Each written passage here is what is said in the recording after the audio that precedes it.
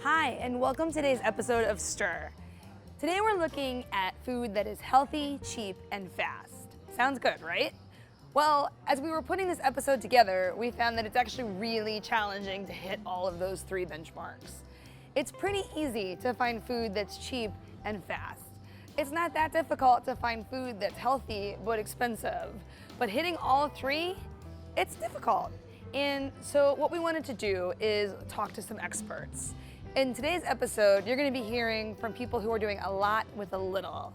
We're looking at folks that are being extra resourceful with their food dollars in service of some of Cincinnati's most vulnerable populations. We also are going to talk to some people who are doing really innovative and community-based approaches to healthy eating. So we kicked it off by asking people around town what they consider to be a healthy meal. You're a healthy guy, so what do you think is a meal that would constitute a healthy, cheap, and fast meal? Chipotle, that's the standard.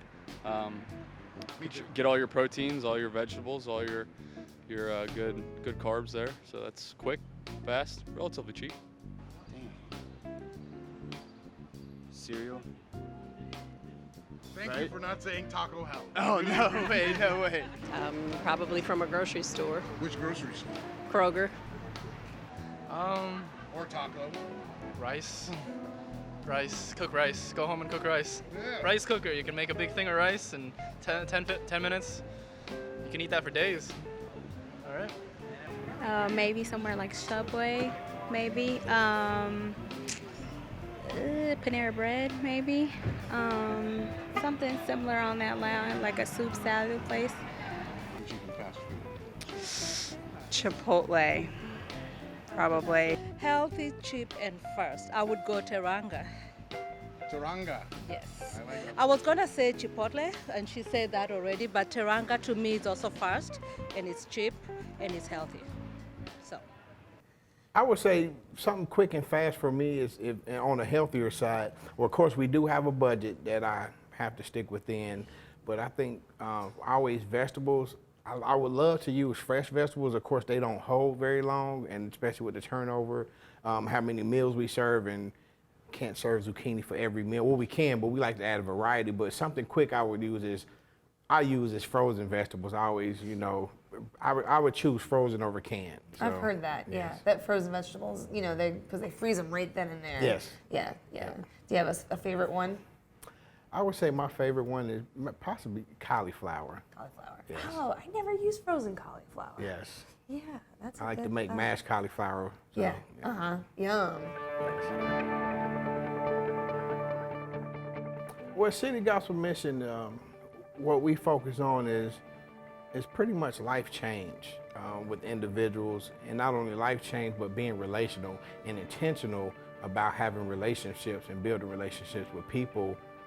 Where I work at is the men's homeless shelter, and what I enjoy most about it is building relationships with guys. And once you get to hear people's stories, at the end of the day, we're no different. So we just have different roles or different paths that we're on, but we're about life change. In the homeless shelter, we have 74 beds, and we stay full. We have breakfast, lunch, and dinner, 3 meals a day, 7 days a week.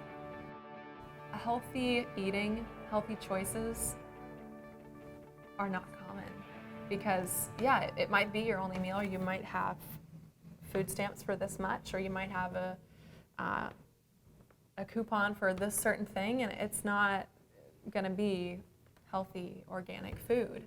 That's not what's cheap,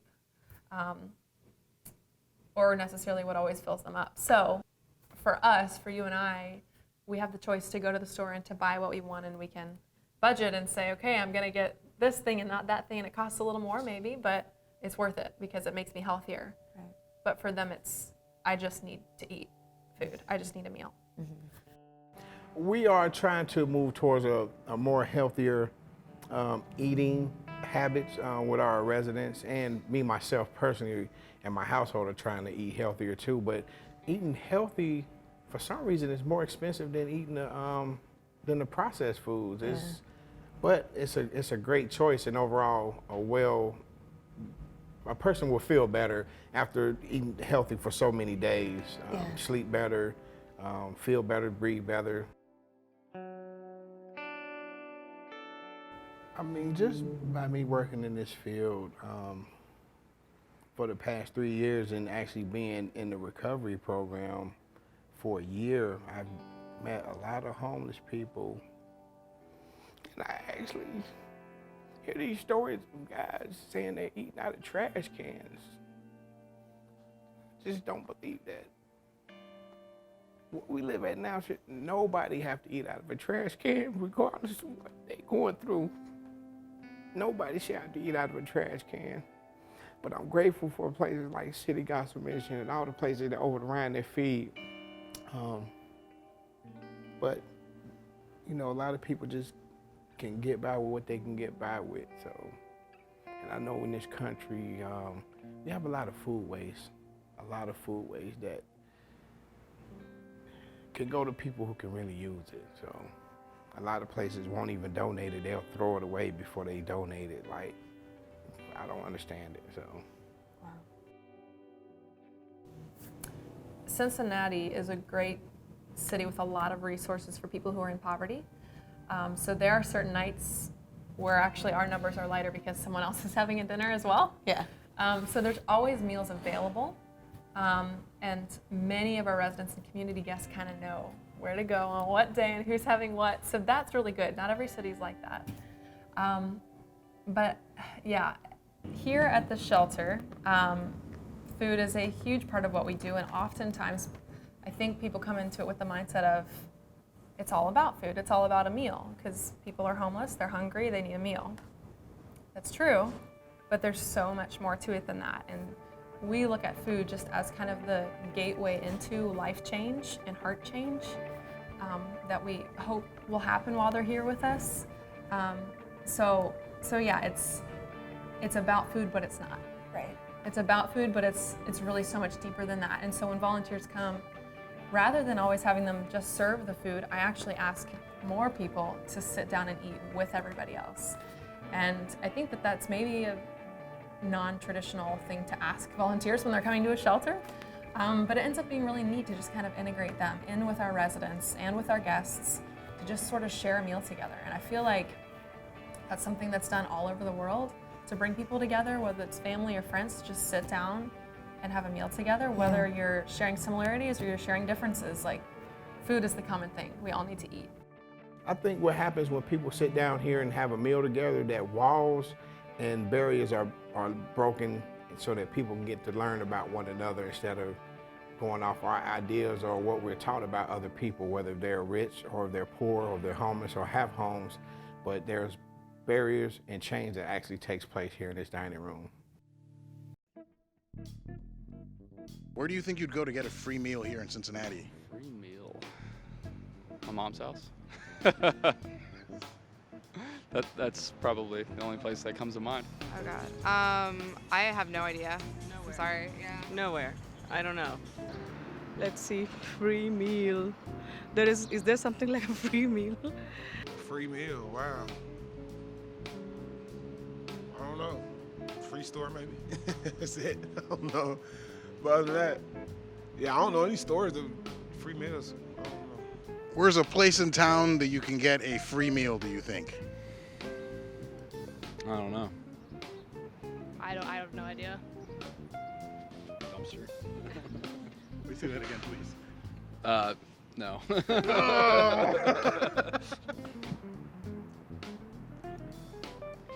The samples at the grocery store.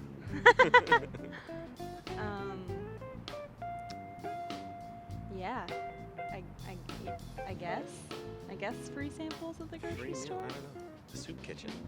And where would be a good place to find a free meal in Cincinnati? Soup kitchens. Anyone in particular? I would go to Daily Bread, our Daily Bread. They good. They help out with bus passes, helping people pay their bills. They refer you to places like the Salvation Army and places to help you get back on track. I try to be as healthy as possible, understanding that everything is donated and we don't get a lot of healthy besides salad, and fruit. So we have them two things every day. And then I also try to almost every day, if possible, have a veg. Yeah, some kind of vegetable. In 1981, our founder, Cookie Vogelpohl, she was downtown for lunch with some friends, and she saw a man digging through a garbage can. Pulled out a White Castle bag, pulled the sandwich out of it, and started eating it. And she was angry. She was incensed that this had happened. And she was talking to her aunt, who happened to be a sister, and she was like, "Oh, this is outrageous in our community. How can this happen? Somebody needs to do something." And her aunt was like, "Well, you're someone." We serve 350 to 450 meals a day, Monday through Friday, and we serve about 200 to 300 people. There's something about the term soup kitchen that immediately conveys what we are and what we do. We're not a pantry, so it's not people coming in and getting food to take home to prepare. It's prepared food, it's served, it's a community setting, and it's eating together. And I think soup kitchen, even though it's an ancient term and we very rarely even serve soup, it really covers what we do. Our proximity to the market helps a lot. The market has been really great for years about bringing over produce on its way out. And then one of the best things that happened is we have a relationship with Edible Arrangements. So they stamp the star out of the middle of the pineapple, and we get the rest of the pineapple. They give us the ugly strawberries that they're not pretty enough to dip into chocolate, but they taste good. Yeah. And so ever since we formed that relationship, we've had fresh fruit salad every single day, and that has been so popular. Then we also get nice donations from Madison. It's a little produce place across the street. Sure. And they give us a lot of fresh greens and zucchini, tomatoes, a lot of fresh vegetables and produce. That's awesome. They love the fresh, especially the greens. Eating healthy, it makes you feel good. It makes your body feel better. And I think it just gives the people here the positive note to edge them on to do something. And I think just having the variety of things that we have, so if you are trying to eat healthy, you can't hear.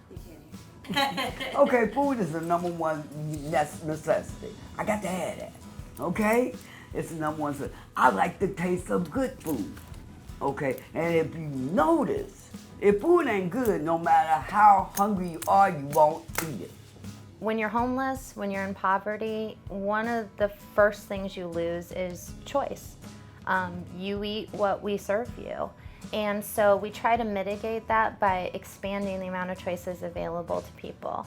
So we want to be really sensitive to, this is not the time to get people to switch to a super healthy organic diet that they're not familiar with. So we do the real comfort foods, but expanding options as well. We always have a fresh green salad. We always have fruit salad. And giving people that choice helps restore a piece of their humanity that poverty takes away, but it also helps them start to make choices to eat healthier and to feel better. One of the things that it really makes our Daily Bread stand out is we've got 4 top tables. So you might not be sitting with people you know. A lot of times people do sit with people they know, but they are sitting with people who they are face-to-face with and able to talk to. We always have actual plates, actual forks, actual cups. Part of it's the environmental footprint, but part of it is we don't want anyone to feel disposable. At Cookie's Memorial, we held our memorial for her in January. She passed away last December. There were so many of our guests who just testified. And again, it was never about the food. It was about feeling welcome. And the one guy said, that he was homeless at the drop-in center. Sorry, this is hitting me. And that he had no reason to get up in the morning. And then he remembered that he got to come see Cookie. And I was just like, what? I can't think of all the accolades, all the awards. That right there is, you've lived a good life. Sorry. Oh my God, she was just incredible. Her vision and her passion, and it was always about, when I met her, she's like, our Daily Bread is the place to be. And I think she meant it again on an existential level. It's not the place to be fed, it's not the place to be fixed, it's the place to be. Yeah. Where would you go get healthy, cheap, and fast food in the Cincinnati area? At my house. Or you can go to CD's. You said cheap, fast, Penn Station. Cheap and fast. It's cheap and it's fast. You can get a 6-inch. You just ate a Philly, and you only ate a small piece of it. Imagine you ate the whole thing, $5.50. You can come up off of $5.50. Healthy is getting me, Yeah, the healthy is tough, especially in this area. I guess you could pull that at Findlay. Yeah, I went Finley too. Yeah. At least you have a lot of options in one space, so Findlay Market probably. I don't know, man, because I'm boring here. I cook, you know? Yeah. So healthy, fast, yeah, I mean, Findlay Market. I mean, just grip. If I'm cooking on the fast, I'm making vegetable soups a bunch recently, just because if I have old vegetables, whatever, I'll make a soup. So basically, my go-to, like I cannot think right now, so I'm just gonna make something, is rice or like whole wheat couscous. Probably whole wheat couscous because it's cheap and it's like, it gets finished in like 5 minutes. And then, yeah, vegetables, and then like some kind of like fun yogurt dip or a miso dip or like tahini and miso. Oh, so you just throw all that together and then you just like eat it until you die. So I work for an organization called Design Impact. So we call ourselves a nonprofit social innovation firm, which basically means that when we think about social issues and the problems that are associated with that. So let's take, for instance, food insecurity, right? Yeah. So we have kids who are eligible for free or reduced lunch here in the city.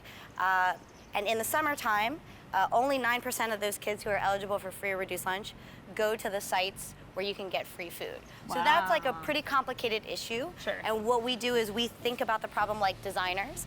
We invite people who are experiencing this issue from all sides to actually be part of the problem-solving process. And then we come up with new and creative ways to address the issue.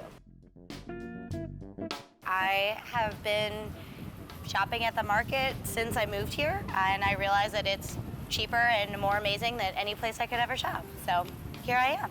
Awesome. Do you have any secrets for like healthy go-to recipes? Like, I have realized that the more simple it could be, the better. In fact, it feels like the longer I cook and the longer I try, actually the harder I try, the worse it gets. So I do that too. I basically just like roast a bunch of vegetables or saute a bunch of vegetables.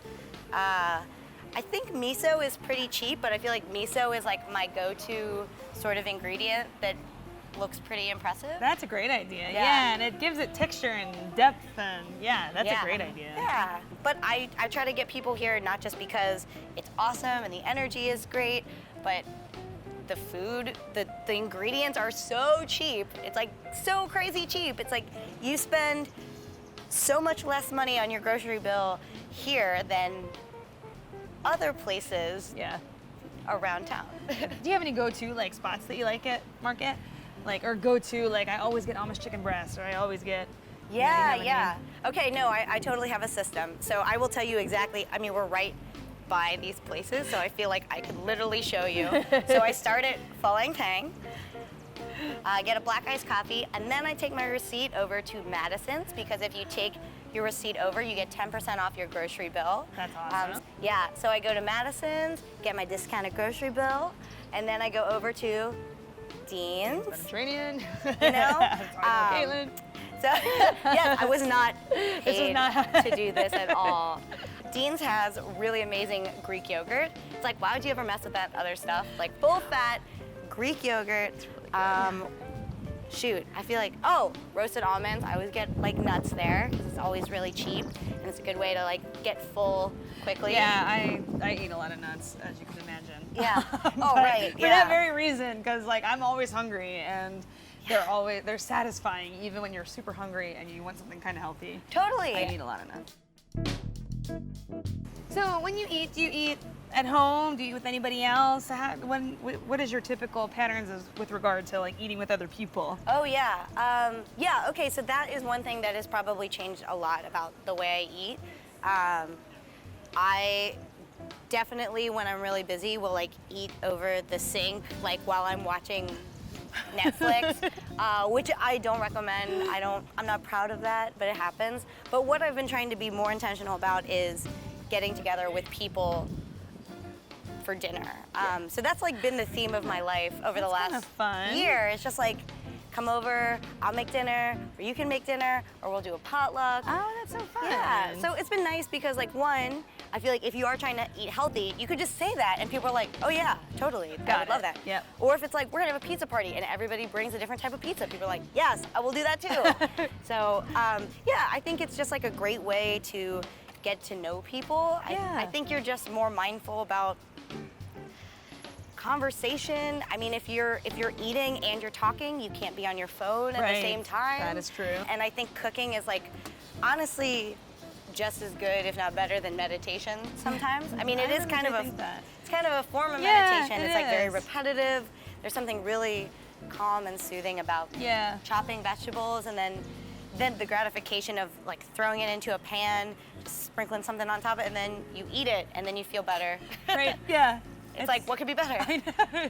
It's sort of a way that like you can sort of take charge, take control of your own space for a minute. You know, like this is my space and I'm gonna be in charge of it. Yeah. It's easier than getting a haircut. Yeah. Which is the other thing that I do when I'm feeling a little out of control. I'm like, I should just shave my head. It's like, or I could just bake some cookies. And it'll be okay. Yeah. And then I'll make more friends because then I can just hand the cookies to people. That's a better strategy. Yes. That is definitely a better strategy. Yes.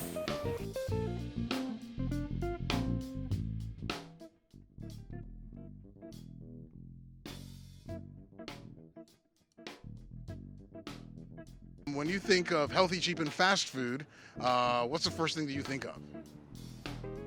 I don't know, Panera? Around here, I generally run and get a salad over at Kruger's. They've got nice kale salads. Besides that, yeah, the kale one is, not the other ones. Other than that, like I grab a smoothie or some kind of juicy drink over down the street. Yeah, tasty stuff. You're wrong, asking the wrong person. Healthy, but I would go Gomez's. Fruit salad from the grocery store or something. Grab it, keep it moving. Not down here, not much healthy and fast. Maybe a salad from Venice up the street, that's pretty fast. Somewhere with it ready. Panina or whatever that new sandwich place is. I like that place. I went there the other day. Is it cheap? It's not bad, but it ain't no $5. I go to McDonald's. That's healthy for me. I get there, I get extra lettuce on my double cheeseburger. There's the Kroger, but they have like a wall.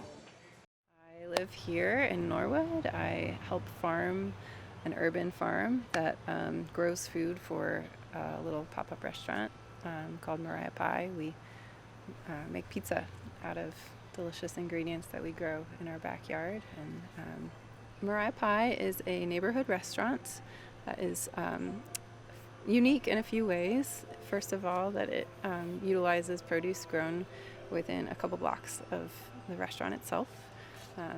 We try to have some piece of produce in everything that we make and serve that was grown or harvested here. So we serve pizza and pie and a side dish every week. And it's a once a week restaurant, only open on Friday nights. And it's pay as you can. That is probably the most unique element of the restaurant itself.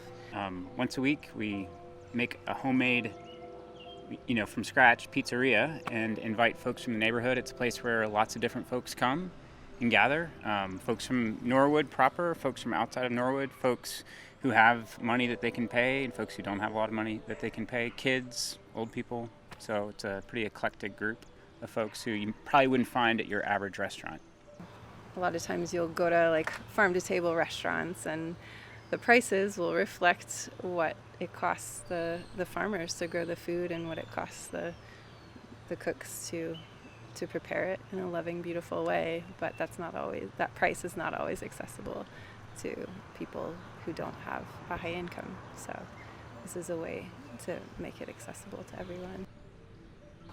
Yeah, so little by little, my path led me back here, where I grew up. I'm from Norwood originally, and was just thrilled when I found some other folks who were moving to the neighborhood and starting to farm, because it felt like my worlds colliding in the best of ways.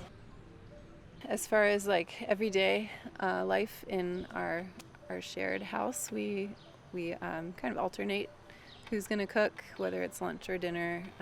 We use whatever we can find in the garden, whatever is seasonally available, along with some pantry staples, things that you would expect. The rhythms of eating together mean that when I'm cooking, I don't have to set the table and I don't have to clean up dishes. We have a little schedule that we fill out every week that kind of assigns different tasks to everyone. If you're not going to be cooking that week, it's kind of expected that you'll be there a couple times to clean up afterwards or to set the table. And yeah, it just makes it feel like a more shared life. So. We also really like this quote by St. Irenaeus that says, "The glory of God is man fully alive," and we think a lot about what does it mean to be fully alive, and and feeling like there are lots of ways in which we've lost a lot of that. I mean, I think the kids in the neighborhood, we see them and we know that like they have that desire, but they don't necessarily have the opportunity. Like I think everybody wants to give of him or herself. Like we want to love one another, but that's not something that like happens in a vacuum. It happens through like mediums, like if I, like one of the ways that I love Aaron is I get up in the morning and I make coffee, it's really simple. But let's say you don't have ways in which you can give of yourself to another person, or you don't have the skills, or you don't have the knowledge, or if your primary role as a human being is to consume and you don't have any skills of production or creativity, giving of yourself to another, music, art, all sorts of things. If you don't have that, then I think that's the greatest poverty. It's amazing how much we all have in common. All the things that we struggle with. It feels like all of us don't have enough time, probably don't feel like we have enough money, we probably don't feel like we have enough help in the kitchen.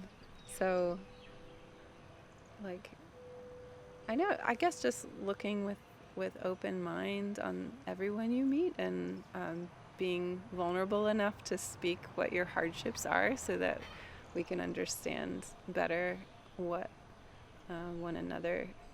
how we can help one another. I mean, I imagine it's easy to want to look like you have it all together, but in community,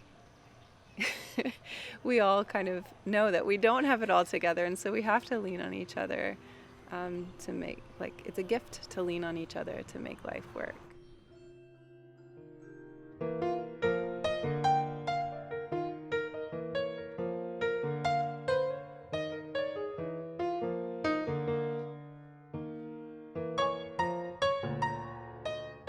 So one of the big takeaways that I've learned from this episode is that food and community go hand in hand. Eating healthy and eating with people are kind of one and the same. And the best and most effective way to hit all three of those benchmarks of healthy, cheap, and fast is to share the load, to work with other people, people in your family, people in your community, people in your neighborhood, just learning how to lean on each other a little bit more. So I encourage you to go out, volunteer with Our Daily Bread, with City Gospel Mission, shop with your friends and family here at Findlay Market, and support community-based programs like Mariah Pie that are trying to get food to people that would otherwise not be able to afford it. And most importantly, sit down with your family, friends, and neighbors and cook.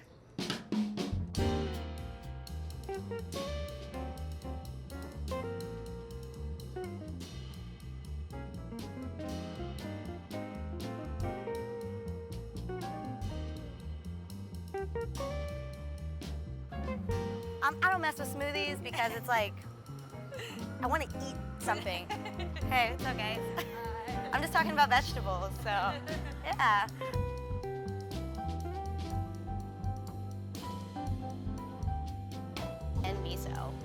you just throw all that together and then you just like eat it until you die.